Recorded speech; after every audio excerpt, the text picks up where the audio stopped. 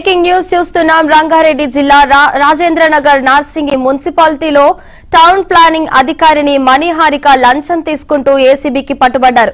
ఒక స్థలాన్ని ఆ ఎల్ఆర్ఎస్ చేయడానికి 10 లక్షల రూపాయలు డిమాండ్ చేసి చివరికి 5 లక్షలకు ఒప్పందం కుదుర్చుకున్నారు. ఈ రోజు 4 లక్షల లంచం తీసుకుంటుండగా ఏసీబీ అధికారులు ఆమెను రెడ్ హ్యాండెడ్ గా పట్టుకున్నారు.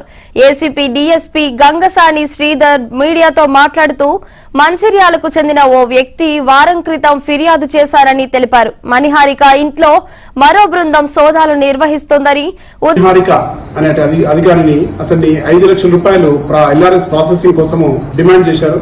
5 లక్షలు ఇవ్వలేదని చెప్పేసి అతను రిక్వెస్ట్ చేస్తే దాన్ని 4.5 లక్షలకు ఒప్పుకున్నారు. ఈ రోజు ఉదయం 4 లక్షలు తేవాలని ఆదేశించగా అతను 4 లక్షలు తీసుకుని వచ్చాడు. ఆఫీసులో ఆమె ఛాంబర్ లోనే ఇస్తుంటే మేము వచ్చి రెడ్ హ్యాండెడ్ గా పట్టుకున్నాము. తర్వాత ఆమె చేతులు కూడా కడిగిపిస్తే పింక్ కలర్ మా కెమికల్ టెస్ట్ కూడా పాజిటివ్ గా వచ్చింది. ఈరోజు అరెస్ట్ చేశాము. ఎంక్వైరీ